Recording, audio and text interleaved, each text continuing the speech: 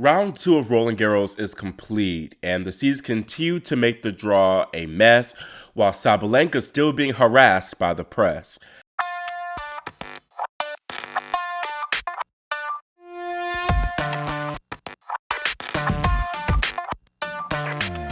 Yes, second seed Aryna Sabalenka is still being pressed by a testy reporter days after Marta Kostyuk's controversial decision to not shake hands with the Belarussian after their first round match. For a bit of background, Sabalenka made comments months back that people hate her in the locker room due to her being Belarusian and the role that country's played in the war with Ukraine.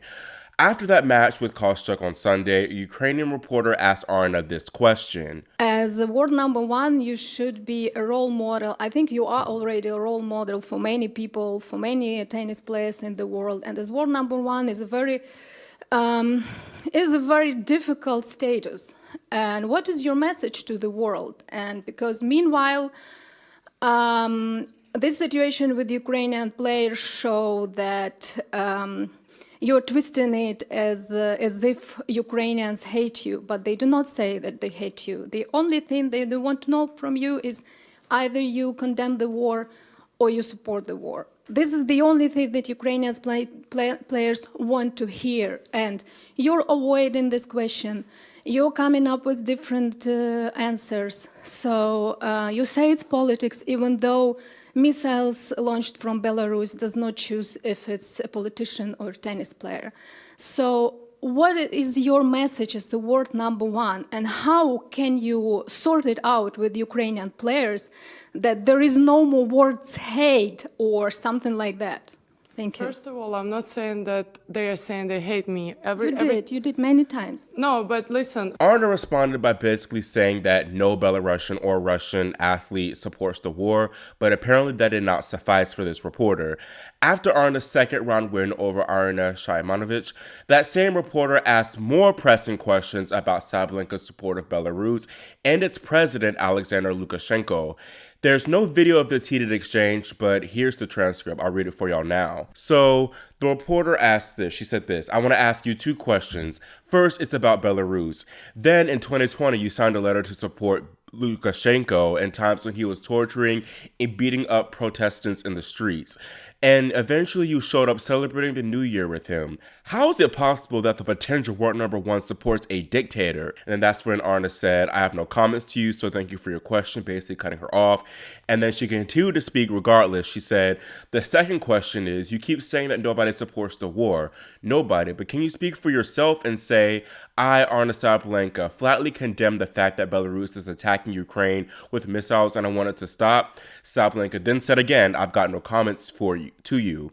Then she said, the reporter said, so you basically support everything because you cannot speak up? You're not a small person, Aryna. You can. Then that's when the moderator stepped in and said, hey, she's not going to answer any more of your questions. And then the reporter was like, we know everything. It's clear to us now, yada, yada, yada. So yeah, very, very tense situation there. I really wish that we had video of that whole altercation, but the FFT probably wanted it scrubbed and didn't want anyone to see that. Just giving my thoughts on this whole thing. That was very, very unprofessional from that journalist. I saw people coming to her defense being like, this is her job. This is the journalist's job to get the truth out of people. And I understand that. Like I just said, I'm a journalist myself and I am a journalism major. And I understand that it is journalist's job to seek out the truth in pretty much every situation, but you have to do it in a way that's ethical and in a way that's fair to the people that you're interviewing and the people that you're reporting on. And this is just not fair. The way that she's hounding Sabalenka and speaking to her in this aggressive tone, being like, you're not a small person, Aryna. You can't speak up. You're about to be the world number one. How is it possible that a world number one supports a dictator? Like, come on, now. That's very, very unprofessional. And as journalists, you're supposed to be objective, and especially in this situation where you're asking an athlete a question, you're not supposed to let your bias come through. And clearly, she's Ukrainian. You know, this is a very pressing situation for her and her country. But she's pressing Sabalenka like she's the one flinging missiles around.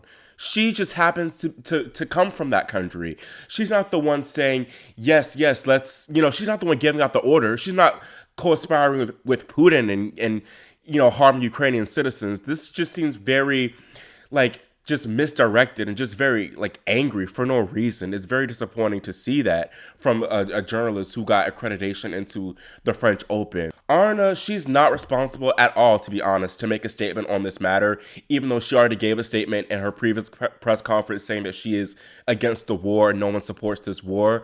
Obviously, the reporter wanted a little bit more. She was basically saying, like, can you, flat out condemn what your country is doing to Ukraine, but she doesn't realize that she's potentially putting Sabalenka in harm's way by asking those sorts of questions.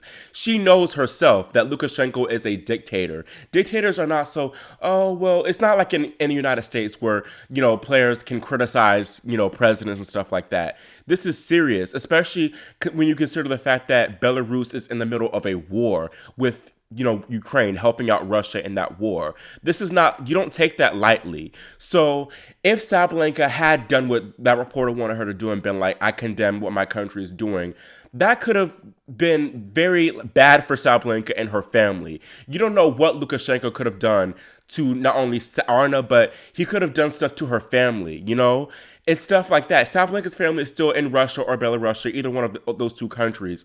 So that would be putting her own, her, not only, like I just said, herself, but her family in harm's way by making such a statement. So that was very irresponsible for the reporter to not recognize that and to back off and recognize that, hey, just how it might be harmful for a Ukrainian player to shake hands with a Belarusian or Russian player. It might be harmful for their reputation back home. It's equally as harmful, if not more harmful, for a Belarusian or Russian player to condemn what their country is doing. Obviously, I know it's not easy at all. It must be awful for what these Ukrainian people are going through, especially the players and the reporters, this reporter. But we have to remember, it's not easy for these Russian and Belarusian players to constantly face, animosity for something that is out of their control, something that they don't want happening, In fact, it seems like Aryna is actually the only one being grilled about this at the moment. Why isn't Daniil Medvedev, why isn't Karen Khachanov, Andrei Rublev, or even Victoria Azarenka, why aren't they being asked these sort of questions? Why is it only Aryna? It seems like they're specifically going out against her and targeting her. And I know back in my last video, I think I was saying that Aryna's probably being a little bit dramatic when she was saying that everyone hates her. But now that I'm looking at it, it seems like they are really gunning for this girl. It's ridiculous. Like, y'all literally bullying her. And maybe, in hindsight, maybe it's because she trained in Russia during the preseason, or maybe it's because she did take photos with Lukashenko all those years back. But regardless, the bottom line, Aryna is not the one responsible for the war. Y'all need to leave these players alone. This is harassment at this point. She's answered the damn questions before plenty of times. Leave her alone, period. Now, focusing on the tennis action, neither Coco, Gauff, nor Iga Swiatek would have to face a seeded opponent until the quarterfinals where they're projected to play one another. All the seeds in Iga's section lost in the first round, but 20th seed Madison Keys, who probably would have played Coco in the fourth round, lost today to American qualifier Kayla Day, 6-2, 4-6, 6-4. This was just an ugly match for Madison. She hit 74 unforced errors to just 40 winners. And Kayla, she was a promising junior player. She did her thing there, but there's no way in hell Madison should have lost that match. Kayla's primarily, she's a pusher. She just gets a lot of balls back. And I guess she did her big one there because she knew that Keys would miss after, 5 balls in a row. So congratulations to you, Kayla. Next, Kayla faces Anna Karolina Schmiedlova, who she is another player that knows how to peak at Roland Garros. She beat Venus 2 times here at the French Open, and she nearly beat Naomi Osaka in 2019. And in this tournament, she destroyed Veronika Kudermetova 3-1. So I feel like Schmiedlova would be the favorite in that match versus Day. But regardless, I feel like the toughest player that Coco would face in this section would be 16-year-old Russian rising star Mirra Andreeva. Andreeva, she finished runner-up at the Australian Open Girls Championship this year, and she soon after turned pro, and she had her breakout moment at the Madrid Open, where she scored 2 top 20 wins, beating Lynette and Haddad Maia. She advanced through qualies here in Roland Garros, not dropping a set, and she won her first slam main draw match, destroying Alison Risk Armitage 2-1. Mirra dominated Frenchwoman Diane Perry today 1-2, while Coco beat Julie Grabher 2-3 to reach her 5th straight major third round. I am not that impressed with how Mirra and Coco play, to be honest, especially Coco. Coco, she's still chicken winging that forehand, and she's not hitting through it like she needs to. And she can get away with doing that against someone like a Grabber who doesn't have a lot of weapons and who, quite frankly, Grabber sucked today. She played horrendous. She will get away with playing like that against Grabber, or maybe even Andreeva, but she cannot get away playing that passive game style against someone like an Iga. If Coco wants to win a Grand Slam, she has to consistently hit through that forehand. She has to consistently be aggressive when the opportunities present themselves, because a player like Iga will take advantage. Like I said, Andreeva might not, but Iga definitely will. So, like I said, I'm not happy at all with what I saw from Coco, even though she dominated Grabber. Yeah, one thing about Coco, I have to give her props. She knows how to take advantage of opponents' erratic play because she is just that consistent, and she's able to just rely on her movement and athleticism. But that's not going to get her, those top wins and those top titles. It won't at all. Looking at Mirra, she does a lot of things solid. She's a solid player, but she doesn't really have a big notable weapon in her arsenal. I think a lot of her biggest assets from watching her match against Paris today are her consistency, her depth of shot, her high tennis IQ, and her ability to play the big points well. Like Grapper, Perry played awful tennis, and she just made a whole bunch of unforced errors. And Mirra, a lot of times, she just had to keep the ball in play, and she'd win most of the points. And then, yes, Andreeva, she beat Risk Armitrage, who is a former top 30 player, but Ali she has not won a match all year on tour. She hadn't played a match on clay, so not to take anything away from Mirra's win, but just putting everything into context, yeah. Still, it's incredible what Mirra's doing at 16 years old. It's just incredible. I just can't say much more than that, but I am cautious about giving her that a whole lot of hype this soon in her career. A lot of it is that newness factor. She's new to the tour, and a lot of people simply don't know how to play her. And also, I mean, we saw that especially with Leylah Fernandez and Emma Raducanu. Eventually, people found out how to play them, and look at where they're at now, struggling. But with Andreeva, she also has that factor of not having a lot of pressure on her because she literally has nothing to lose. So, keep in mind that too. Coco also dealt with that earlier in her career. I feel like Coco should win this match. She has more weapons than Mirra, but she has got to play better than how she's played all clay season. Aside from that shaky forehand, Coco's serve wasn't that great. She was broken 3 times against Grabber, and Grabber is not that good of a returner. It was just mainly Coco not hitting her spots on her serve and just following up her serve with just poor ground strokes. And she just needs to hit that first serve with the same conviction and consistency. We haven't seen that really at all this whole entire clay season. If this match is played on the big stage on court Philippe Chatrier, I think Coco has an even better shot at winning this one. As from my experience watching tennis, the underdog typically doesn't perform as well on the big stages. And Mirra herself, she said that she prefers playing on the smaller courts. And Coco, meanwhile, she's not new to this. She's true to this. She knows how to play on a big stage. And she's played on Philippe Chatrier over about 5 times or so. Coco, she does play better against fellow young players, and she has far more experience on tour too than Andreeva, who literally just turned 16 last month. These two have never played on tour, but Mirra said that she and Coco practiced with one another before Roland Garros, so I guess she has a decent feel for Coco's game, but Coco obviously now has a decent feel on Andreeva and how she plays too, so that'll be interesting. It will be interesting too to see if Coco can raise her level, because Mirra likely won't give her the same free points as a Grabber or Masarova, but the young Russian doesn't really possess the consistent power on her ground strokes to really, go after that weaker Gauff forehand and rush her and get, consistent errors from that forehand side. That Gauff forehand, breaking that down is the biggest thing, and I don't think they should be able to do that consistently, which is why I have Coco winning this match in straight sets. And now, regardless of the outcome, I'm just very, very excited to see these two young stars battle it out.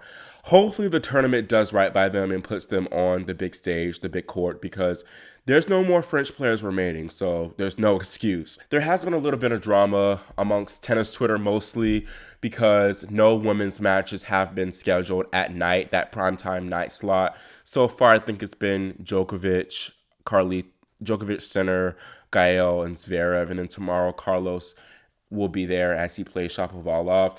I quite frankly don't see the big deal about it, and I mainly say this because it's just a better ticket to have a men's that men's match there, because when the people are only paying for that one match, and men's is best of 5, women's is best of 3. So there's a shot of a women's match being a total bust and it just being, an hour fare. Whereas with a men's match, even if it is, one-sided, it's guaranteed to be at least an hour 30, hour 45-minute match. So, the crowd gets, I guess, more for their money in that sense. But still, I do think the tournament, they need to throw the women a bone. That sounds bad, but they do need to put a women's match on in the nighttime slot, especially with everyone, on their tail about it. Quickly talking about Iga Swiatek, the world number 1 hasn't played her best tennis this far, but she still managed to bagel her opening 2 opponents. She had shaky periods early in both matches, but once she got her rhythm, she was smooth sailing, and she bageled both of them later on. She next faces Chinese player Qinyu Wang, who took out Boskova in round 1. Wang, she's an excellent ball striker, and I think that unlike Buxa and Liu, she can really take it to Iga from the ground and push her around. I do think she has the ability to take advantage of a poor start from Iga and possibly take a set, but Iga, she just is a master at raising her level when she needs to, so I don't foresee there being a big upset there. Bianca Andreescu, it is a possible 4th round opponent for Iga, and the Canadian next takes on Lesia Sarenko. I pray to God that Bibi doesn't fumble, because I highly doubt Sarenko will put up much of a fight if she plays Iga in that 4th round, but who knows. Anyways, 4th seed Elena Rybakina looks solid too, as she beat 2 Czech youngsters Brenda Fovrtova and Lena Noskova in straight sets. She now plays clay merchant Sarah Sorribes-Tormo, who got a solid win over fellow clay merchant Petra Martic. Down below there, Beatrice Haddad-Maia achieved a personal milestone, reaching her first slam 3rd round after beating Princess Diana Schneider in an excellent 3-set match. She now faces Ekaterina Alexandrova, who is gunning for her first slam 4th round showing. 7th seed Ons Jabeur has looked good in her opening 2 matches and has been blessed with a beautiful draw after the final seed remaining there, Donna Vekic, fell to Bernarda Pera. Now, Pera is a good player now, especially on clay, so no disrespect to her. Still, Ons will be the heavy favorite to make the quarterfinals here for the very first time. Transitioning to the bottom half, Irina Camelia Begu is the highest seed remaining in her section, but she has a difficult 3rd rounder against a talented Czech player Karolina Mukova. Meanwhile, qualifier Clara Tauson keeps her Raducanu-esque title run hopes alive after earning an edgy 3-set win over Leylah Fernandez. She next gets the woman who beat Belinda Bencic, Elena Avanesian. What a dream run she's had, being ranked 134th in the world and being a lucky loser. 3rd seed Jessica Pegula's section is one of the 2 that still looks decent. She next plays Elise Mertens, who basically never fails to make a major 3rd round. Up top, there's a battle with the Russian Anastasias as 2021 runner-up Pavlyuchenkova takes on 22-year-old Potapova. Pavlyuchenkova, she outlasted 15th seed Lyudmila Samsonova, who led 5-2 in the 3rd set and was 2 points away from the win, but choked as she loves to do. In this next section, we had 2 upsets that weren't really upsets, as Caroline Garcia let her country down once again after falling to Anna Blinkova in 3 sets. I do have to give Carol her 10s for fighting back from 5-3 down in the 3rd set and saving 8 match points, but her stubbornness just killed her in the end, and she really should have never lost this match to begin with, but she's in her flop era, unfortunately. Up next for Blinkova is Elena Svitolina, setting up a rematch of the Strasbourg finals from last week, which Elena won in straight sets to claim her first title since giving birth. American Peyton Stearns, who I said would be a problem, scalped Yelena Ostapenko, which wasn't really a surprise at all because I was really impressed with what I saw from Peyton and Rabat. That girl has game.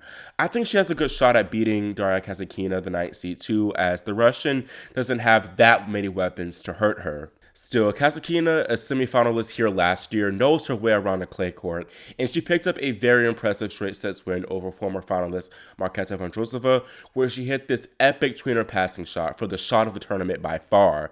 Lastly, Aryna Sabalenka still has not played her best tennis thus far, but she looks well on her way to make another second week slam showing. Sloane Stephens would be her biggest threat in my eyes here, as the American is definitely in her mood at the moment, as she just thrashed Varvara 2-1. Yulia Putintseva, though, could be very tricky as she beat talented Chinese player Qinwen Zhang. I am disappointed that Qinwen hasn't yet had her breakout moment, but it'll come eventually, I hope. It just needs time. Before I go, I do want to end things on a positive note. Five-time Wimbledon champion Venus Williams is returning to the tour as she's been granted wildcards for 2 grass tournaments in Hertogenbosch and Birmingham. Venus hasn't played since January at the ASB Classic, where she sustained a hamstring injury that sidelined her for months. She played pretty well there, and I think she'll get a wildcard into Wimbledon too, which could potentially be her last little hoorah there. Regardless, I'm just happy to see this legend back on tour competing. I missed you, Venus. That's it for my women's second round recap, and let me know in the comments what you think about Sabalenka's tense press moment, who you picking Coco v Mirra, or any other thoughts. Make sure you subscribe to and click the notification bell so you're notified whenever I post my women's round 3 recap. Thanks for watching. I'm Christian Bastien, and I'll see y'all next time here on Grand Slam Tennis News Today.